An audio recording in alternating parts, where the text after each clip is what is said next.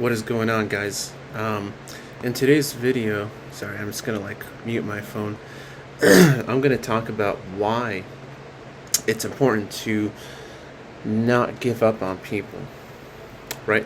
So a lot of people, this kind of ties into my previous video about, is life meaningless, right? Because it seems like a lot of people are asking that question, right? And it is an deep existential question to ask, what is the meaning of life? But a lot of people don't do that. They don't ask that question because they're curious and they want to get at the truth. They ask that question because largely they've given up hope. And one of the reasons why they give up hope, I would say this is probably the number one reason why people start questioning life's meaning. Heck, even I used to do that, right? And one of the main reasons is you give up hope on people, right? So you start to question how many good people are left, right? So there's not as many good people out there. Everybody's evil, everybody's out to get you, things like that. Is that true? No, it's not true. People are diverse. Not everybody is the same. And so it doesn't make any logical sense to think that everybody is one thing only, right? Everybody is different, right? And while we might acknowledge the macro sociological analysis of reality, we can notice cultural trends among us.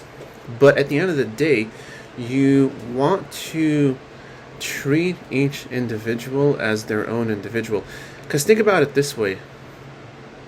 Would you want somebody to generalize about you and characterize you, stereotype you based on your group identity, whatever group you belong to, whether it's racial, ethnic, gender, religious, sexual orientation, whatever it is, socioeconomic? No, you don't, right?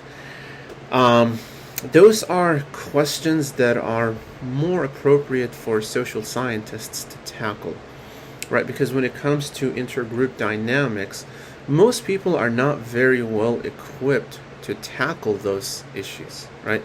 So just because you read one book about racism or about sexism or things like that, it does not make you qualified to speak on this subject. But I'm also not saying that you have to have all the enumerated degrees to be able to speak either. You do have to be well educated, but you have to make sense in what you're saying. But if you're not doing that, then I would highly, highly refrain from assuming that everybody is exactly the same. Namely, I should say, that people are all evil, that everybody's out to get you. Stop thinking that, right? Everybody is not out to get you. Not everybody has ulterior motives. Many people are very good people, and they are looking for other good people. In fact, I would argue that the majority of people are good people, right? There's a very tiny minority, although that minority has increased, I'm not going to lie, that just wants to exploit others, that wants to take advantage of others. They don't really understand what it means to connect with a person. And I would even say that the reason why that is largely or mostly due to trauma, unresolved trauma in their life. There are very, very, very, very few people who are just aware of the destruction that they're causing, and they just don't care, right? Most of the people who are causing that destruction are doing it because that is their coping mechanism, not necessarily because they sincerely and genuinely enjoy destruction and chaos. That's because that's all they grew up with, and that's all that they're familiar with. So they don't really understand what it means to have peace in their lives. And so that's what gives the impression that a lot of people are, untrustworthy. You can't trust anybody. You got to keep watching your back, blah, blah, blah. That's not a good strategy to live life, right? If it would only be a good strategy if society was so degraded and that you literally have to fight for your life to survive. But you don't have to do that, guys, especially in America. So I don't think that there's any usefulness in saying that you cannot trust anybody. The way to resolve that is by going out there and talking to different people.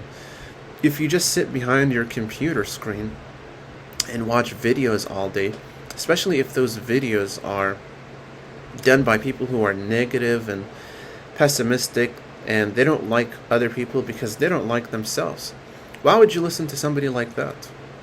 Right? Why don't you listen to people who are successful? Right? And I'm not saying like be ignorant or be in an echo chamber, because you already are in an echo chamber when you think everybody's bad, society is heading in the worst direction and we're all screwed. Yes, has society gotten worse? Absolutely, it has gotten worse. But is there hope? Are there people who still want to get to know you and talk to you and be your friend? Yes, absolutely. There's more of them than you think there are. You just have to have discernment and awareness of who they are. So while yes, it has increased, right, the dysfunction of our society, and there are so many dysfunctional people in today's society, it's more noticeable, right, because more people are dysfunctional. But there's degrees to their dysfunction, obviously. Don't let that be a reason for why you need to give up on people. Giving up on people solves nothing. It solves nothing. If anything, it just makes things worse, right? Be the change that you want to see. If you want people to behave in a certain way, or if you want to institute some sort of positive change, you be the one who models that for other people, because they're looking towards you to teach them on how to do that, because maybe their mom or their dad or their teacher or their pastor or their religious leader or whoever it is, their friend, their boyfriend, girlfriend, did not teach them how to do that. So you be the one who does that. Especially if you're a Christian, make sure that you imitate Christ's character by being transformed in your mind, in your heart, in your soul, and people can see that in you. And they will be attracted to it, because Christ is the most attractive thing that anybody can have. And if anybody does not find Christ attractive, you don't need to associate with them, because they are going into the direction of darkness. But every single one of us will naturally find Christ to be attractive. You just have to allow the Holy Spirit to do the work in you, and you will notice that you are becoming a positive force, a force for positive change, and more people are going to want to talk to you, and you will notice that thinking of you can't trust anybody, it's just going to fizzle away, because the problem is not necessarily just them, the problem is you. Hopefully that was good for you guys, and I'll see you in the next video. Take care.